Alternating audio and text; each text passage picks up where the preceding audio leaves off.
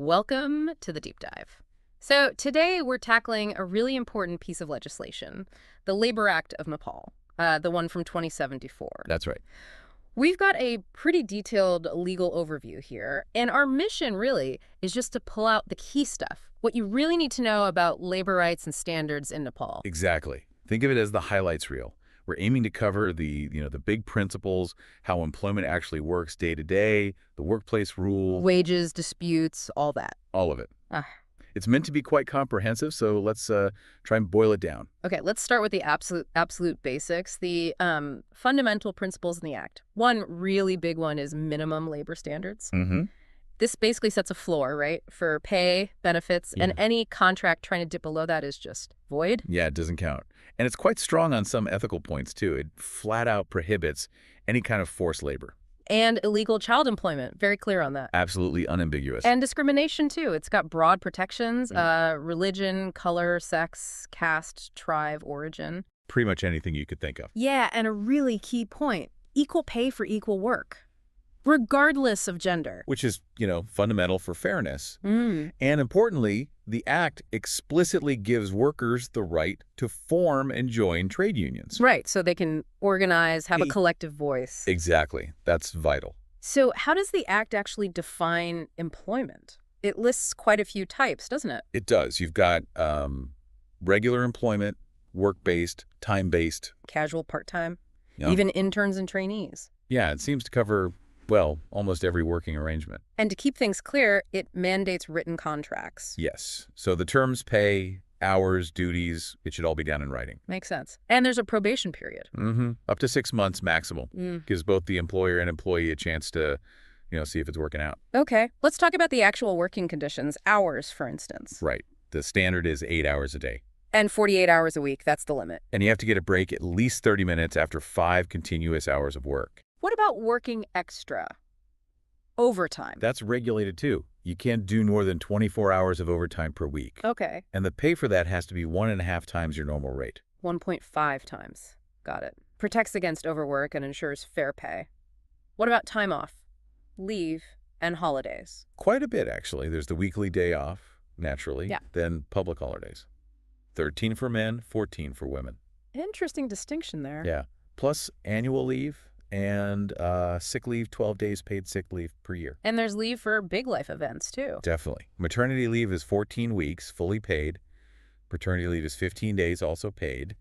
And there's mourning leave, 13 days. And you can carry some leave over. You can. You can accumulate up to 90 days of home leave and 45 days of sick leave. Adds a bit of flexibility. Okay, let's switch gears to wages. Money. There's a national minimum wage. Yes, currently NPR, $17,300 per month. Though there's a specific mention, I think, for T estate workers having a slightly different setup, potentially. Right. And does the Act say anything about pay rises? It does. Mandates an annual increment. After 1 year of service, you should get an increase of at least half a day's basic salary. So some built-in progression. How quickly do people have to be paid? Depends. For short-term or daily wage work, it's within 3 days of the work being completed. For regular employees on monthly salary. By the end of the month, presumably? Exactly, by the end of the month. And there's also a festival allowance. Oh, yeah. What's that? Once a year, employers have to pay an amount equal to 1 month's basic salary. Interesting. Okay, what about keeping people safe at work, health and safety? Well, the core principle is that employers have a general obligation to provide a safe and healthy working environment. So the responsibility is clearly on them. Does it mention specifics like insurance? It mentions the possibility of medical and accident insurance being part of the package, yeah. But the fundamental duty of care is the employer's. Right. Now, what if things don't work out? Termination of employment? What are the grounds? The Act lists several reasons. Things like the employee resigning, the contract period ending, consistently poor performance. Health reasons, redundancy. Right, retrenchment. And if disagreements happen, there are steps for resolving them. Like what? Starts with negotiation, trying to talk it out. If that fails, it can go to the labor office. And for certain essential services or special economic zones, arbitration is mandatory. And strikes. Are they allowed? Yes, workers do have the right to strike, but under certain conditions. They need to give 7 days prior notice, for example.